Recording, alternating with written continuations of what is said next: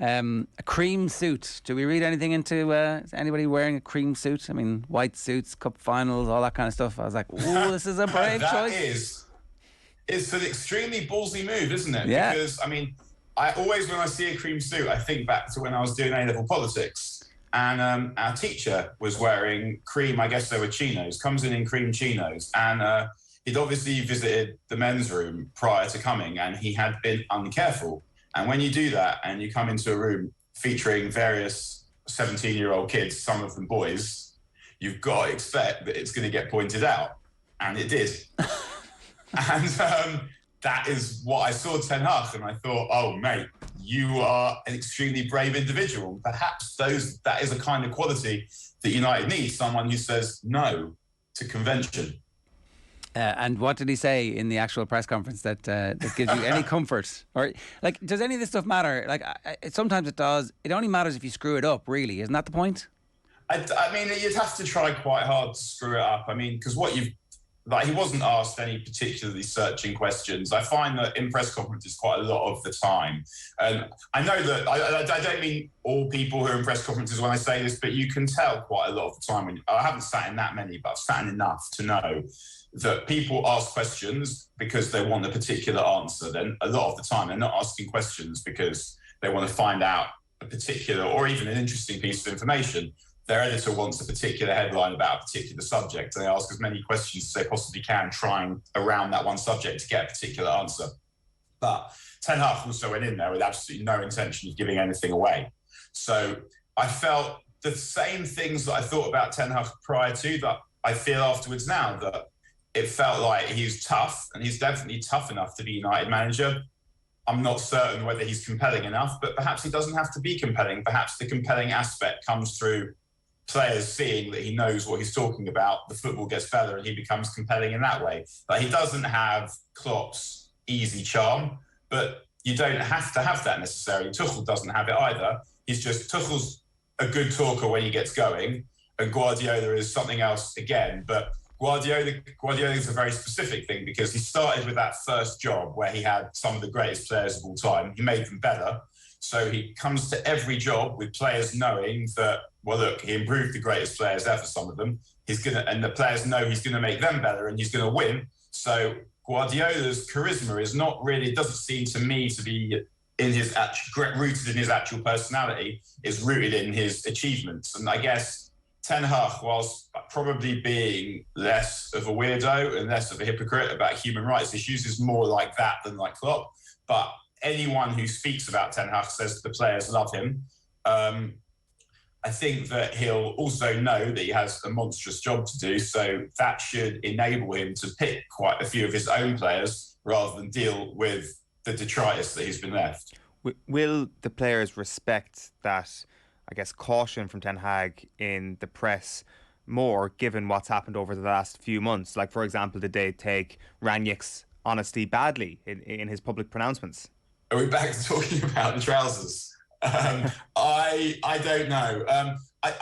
We don't know. Like, these players are experts in seeing off managers, and hopefully there's going to be very few of them left. I'm not personally bothered remotely by their delicate sensitivities and sensibilities. I doubt Ten Hag is, because they've absolutely disgraced themselves this season. Even against Palace, with their new manager watching, they couldn't pull their fingers out and put in a serious amount of effort. So I think quite a lot of them are going to be gone, and I definitely don't think that Ten Hag should or will be pandering to the fact that they might be feeling or might be a bit delicate, because that's not going to work. Ole was quite delicate with them. It didn't work, and they shafted him. And I don't think that Ten Hag will be delicate with them. I think that he'll be tough. He knows that they're not fit enough, and he knows that they're not good enough, and they're going to have to either address that immediately in pre-season, or they're going to have to find somewhere else to play. And that already applies to quite a few of them now. I mean, so many of them are leaving anyway, and I think we've already been told that Aaron Wan-Bissaka's been informed he can go, and I doubt very much he'll be the last. I mean, it's great telling Aaron Wan-Bissaka and maybe Phil Jones and a few others that they can go, but no one's going to pay them the same wages they're on. So maybe Manchester United have decided they're willing to contribute 25, 35, 40, 50% of their salary to a new club, unless Newcastle decide that they're going to be silly and spend too much money. If that does happen, I would be impressed, because I think the right thing to do is to raise everything to the ground and to start rebuilding with players who you know are your players. Whether or not they're good enough straight away, the trouble with that is that it takes a bit longer. I'm sure Ten Hag has been told that, because just of the way he spoke yesterday, that he'll have seen what has happened to other managers at United, where they've been promised stuff and it hasn't materialised. He saw what happened with Mourinho at the end, where basically Woodward went in public and said, well, actually, we didn't agree with Mourinho's transfer targets. I mean, turned out Woodward was right. I mean, but it doesn't matter. The second the board start doing something like that, the manager's toast. And I'm sure that Ten Hag has said to them that the players that need to go, because ultimately a player who's sat on the bench doing nothing for you, taking wages off you, is an expense. So if you get rid of that player for some money and paying some wages, you're still quids in relative to where you would have been if you just had that player sitting around making the place look miserable. So the question now, I think, is probably not so much about whether the board are prepared to take a loss on players that the manager doesn't want. It's, do they have the acumen to get the deals done, both ins and outs, and quite a lot of them spinning plates at the same time. And there is no evidence to suggest that they do. However, most of the people that have been cluttering up the place with their nonsense for the last 10 or so years have gone or are going. So there is hope that there is a little bit more expertise and footballing expertise than there was previously. Ranić was saying on Sunday that out of the starting 11, other than Edinson Cavani, the other 10 will be at the club next season. Does that give you hope, or does that just make you feel, oh God, what are we in for again next season? Yeah, I mean, most of the players that started, I guess I would have expected to stay. As in, I mean, so if you look at the team that play, De Gea will be the goalkeeper next season. Henderson will be gone either permanently or on loan. I imagine they'd probably want to sell him permanently because he's going to be an all right goalkeeper. He's going to be a Premier League goalkeeper, I imagine. He's probably not going to be good enough for United because he's not particularly good at anything. He's not great shot stopper. He's not great with his feet. He's better. He's not bad at organising the defence, but if you're defenders taking orders off a goalkeeper they don't particularly trust to stop stuff, is also probably not that helpful. So I imagine Dean Henderson will go, De Gea will stay. Dalot played. He's not good enough, but I guess Ten Hag doesn't think he's signing 2 right backs, so he's picked one.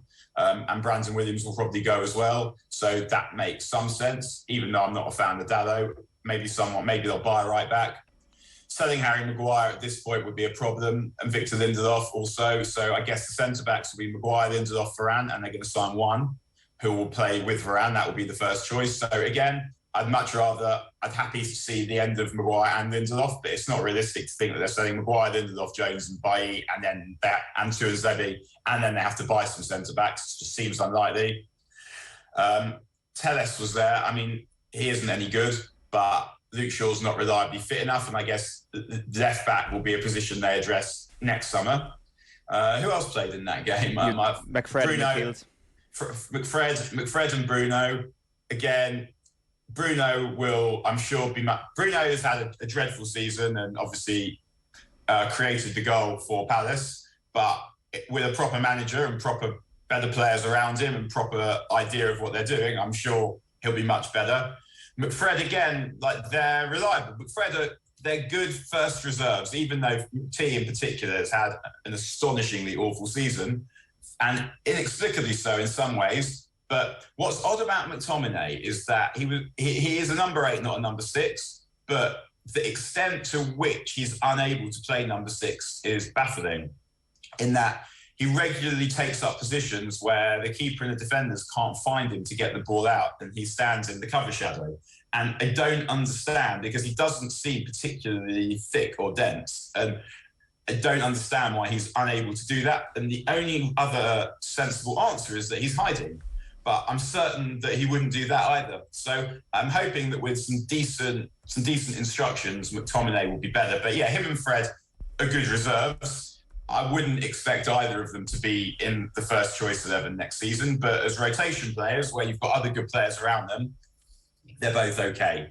Anthony Elanga, He has some ability, but even the chance that he missed on Saturday and Sunday, and I would never want to boil down someone and say, well, look, that goes to show, because all players miss chances, all players miss easy chances. It wasn't that easy a chance, but to me, it really encapsulated the problem that I have with him, in that everything feels rushed and snatched at, and I don't see the technical ability and composure of a United centre-forward.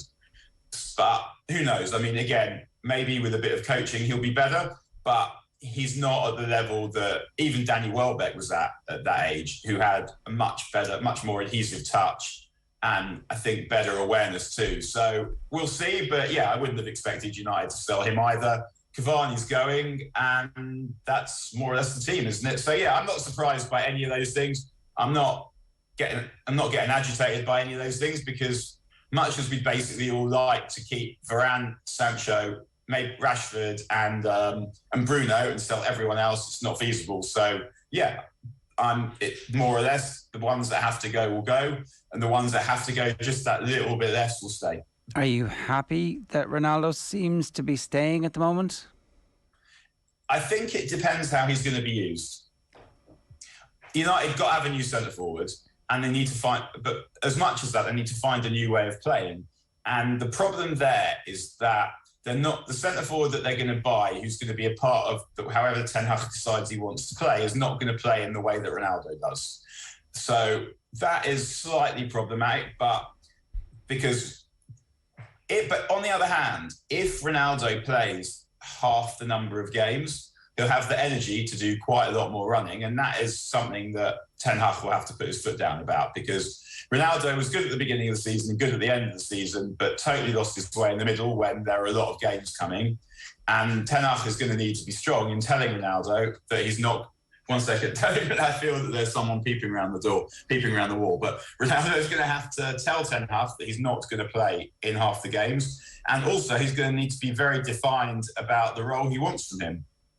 If he's going to play, say, in the way that he's been using Sebastian Haller as a hold-up player, he's going to score fewer goals, and he's going to need to alter his game slightly. If he's going to be a one-touch finishing kind of player, which was the player I thought that Ole would want him to be, then they're probably going to need another winger as well, because I think that Jadon Sancho is capable of providing the kind of service that allows those one-touch near-post penalty spot finishes, the cutbacks, the way that we see City play quite a lot of the time. But there's no one really on the right-hand side that's going to provide that. So I don't have a problem with Ronaldo staying, because ultimately in the back of my mind, there's also, if Ronaldo hadn't have been there this season, how unremittingly awful it would have been. I mean, not unremittingly awful, how even more unremittingly awful it would have been. But there's going to need to be some rules laid down about how often Ronaldo is going to play and what is going to be expected of him. Yeah, it's going to be very interesting to see what does transpire early next season. I guess the question would be regarding the level of patience that I guess Manchester United fans will afford Ten Hag. Did you sense that amongst the Manchester United fan base that patience wore thin with Rangnick, more so because of the fact that he was only there for a temporary amount of time, and everybody knew that come the end of the season he wasn't going to be in the managerial role, whereas it'll kind of reset come August, that if it isn't a great first half of the season, it'll be like, okay, this is a long-term project. I think patience ran thin with Rangnick because it was so crap. Yeah. And where it comes to a point where you're just getting absolutely nothing out of the players. It's not possible for these players to produce a worse half season under Rangnick than they have. And so patience is running thin on that basis. I think it's with Ten Hag, he will have some patience in the beginning because he's inherited a mess. But the thing is that it should get better quite quickly, quite significantly, because it's so bad already. And he's going to have, hopefully, minimum 4, maybe 6, 7 different players. So he's going to have a very different team. And I think with all the managers post-Fergie, the thing that unites the way that the majority of match-going fans have responded to them is that it's fine until it becomes obvious that it's not getting better. So there'll always be people that didn't like the managers to begin with. I didn't like Moyes to begin with. I could not believe that United went for Moyes. I thought that it was ludicrous that Fergie did it, but it was even more ludicrous that Fergie was allowed to do it, because the idea that David Moyes had done anything to prove himself to be even a candidate, not the best candidate, was insane. And so I was one of those people who, I guess, I was supporting the team in the ground, but I was waiting for Moyes to fail. So I never really had any patience with Moyes. But people lost their patience with Moyes with I think probably the time where like they got a slapping from City very early on, but the time people really lost their patience with Moyes when they were kind of losing at home to Newcastle and Southampton and those million crosses against Fulham. Then Van Gaal, I mean, I was sort of quite happy with Van Gaal because I thought that he was going to be practical. He'd come off a World Cup where he'd done an amazing job with Holland, where they basically got to the semi-finals because of him and his tactical interventions. And he played really negatively with Holland. And I thought that was because he was being practical. That was the way that Holland had to play to succeed. So he turned up at United, and I thought that he was going to play some good football because that was really what he'd done a lot of the way through his career. And he signed some good attackers. And they played this one match against Leicester really early on. United were 3-1 up and lost 5-3. And I think they played a diamond in that game with Di Maria was in it. And then they had maybe Rooney behind Van Persie and Falcao, just loads of attackers. And in getting to 3-1, they played some absolutely brilliant football. Then a player, I think Raphael, did he get sent off? I think wrongly sent off. And they gave a penalty away as well. And they ended up losing 5-3. And after that, it was just negativity all the way. And that was the problem with Van Gaal, was the negativity. People start to lose their patience. And then there was a period over Christmas. He ended up getting fired at the end of the season. And at that point, it was obvious it was never getting better. It was never going to be good. And so at that point, when you're waiting for a manager to be sacked, it gets miserable. Same with Mourinho. He picks McTominay instead of Pogba in Sevilla. Lots of people had already lost their patience before then. United then get absolutely dominated at home by Sevilla in the return. And you know at that point that it's not going to get good. It's got so bad. It's got so bad because of the way that the manager manages that it's not possible to get good again. Same with Ole. A lot of people lost patience with Ole, thought Ole was rubbish from the beginning. Fair enough, I see the argument. For me, I saw constant improvements until the beginning of the season that's just finished. And for me, the point at which it was like, okay, it's obvious this is not possible. It's not possible for this to get better anymore, was when they got battered at Leicester, when just the same errors that kept getting made got made again, that are a consequence of the particular style of Ole's management. And at that point, you know, and I would say with Ten Hag, because he's got such a lot of work to do, the point at which hope is lost seems like it's quite a way in the distance. Yeah.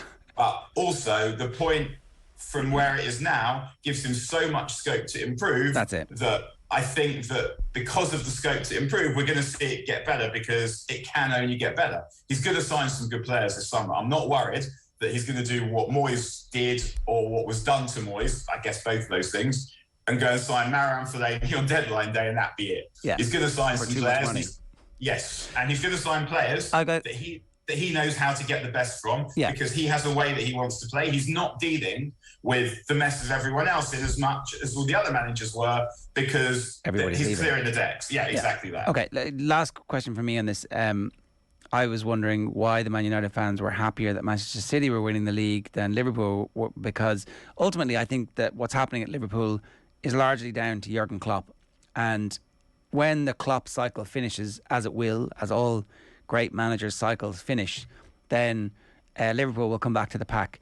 Manchester City are based on an endless supply of money, where literally the money grows and grows and grows and grows day on day. And so therefore they are now going to be established as the power brokers of English football forever. So anything that slows them down, anything that halts their progress, anything that makes Pep less interested in staying, that like somehow maybe they could get a bad manager in there. Maybe. But even then, it'll be 6 months and they'll just get the next best manager in the world who they pay all the money to. So if I was a Man United fan, I would personally have preferred Liverpool to win than Manchester City to win, notwithstanding the traditional rivalry and the power and the titles. Am I wrong about that? Well, I can only say what I think, and I can explain the various issues, and we can try. I don't know. So first of all, I think that in general, people that haven't grown up in the playgrounds of Manchester and working in Manchester and living in Manchester are going to have less antipathy for City than people that did. So because they're not hanging around City fans all the time. So I think partly, if you see people, so for me, I didn't grow up in Manchester. I mean, I grew up to dislike Man City because my dad raised me to dislike Manchester City and to dislike Leeds. But what I saw was Liverpool winning everything in sight. So for me, it was always Liverpool. City, for most of my life, and I'm 43 now, have never been a threat. They've been the team that you want to beat because they're a local rival and you have all the reasons that you have to dislike them. But competitively, there's never been that much rivalry in my lifetime. I mean, there was in my dad's lifetime. My dad hates City because when my dad went to school, there was a lot of City. It wasn't half and half. It was still more United, but there was a lot of City fans. There were who was mates with City fans, and also in those days, a lot of the Jews in Manchester supported City. So my dad was friends with a lot of City fans for that reason too. City was it's obviously much more complicated and much more nuanced than this, but United were the Catholic club and City were a Jewish club.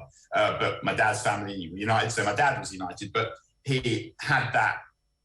Growing up in the playgrounds of Manchester, you're going to have antipathy for City, but if you didn't, then it's going to be less so. So that would be one thing. Another thing would be that for United fans, for anyone really, well, City, it's much easier to dismiss City's success as plastic and based on human rights abuses. Whereas Liverpool's is, I mean, obviously you've still got American venture capitalists involved, but it is also much more based on charisma, the charisma of Jurgen Klopp, the magnetism of Jurgen Klopp, and the job that the backroom staff have done. In the history of football, there has probably never been a better run of successful transfers than what we've seen from Liverpool over the last 3 or 4 years. I mean, it's amazing, really. I don't say that with any pleasure, obviously, but we have to be honest, and it remains true. Okay. And so that would be another thing. Then you've also just got numbers. You've got the fact that, so for me, I wanted City to, I mean, wanted is obviously a very strong word, but I wanted City to win the league and I wanted Liverpool to win the European Cup because I'd much rather Liverpool got to 7 than City got to 1. I know what Liverpool winning the European Cup is like. It happened, the first time it happened in my life, I remember, because I stayed up to watch the game. I was 5. I know what Liverpool winning the European Cup is like. It's something that happens. City winning the European Cup was something I spent the first 35, nearly 40 years of my life thinking I would never even have to think about. Yeah. Okay. And so I don't want that to happen. Similarly, United have won more leagues than Liverpool. I want that to stay the case. So yeah, I guess those are the various. It's a complex cocktail of little hatreds that build up. Yeah, exactly. And pettiness and all the things that make football beautiful. Exactly. All right, Daniel, good stuff. Thanks a million for explaining that. Cheers. See you. Have a good day, everyone.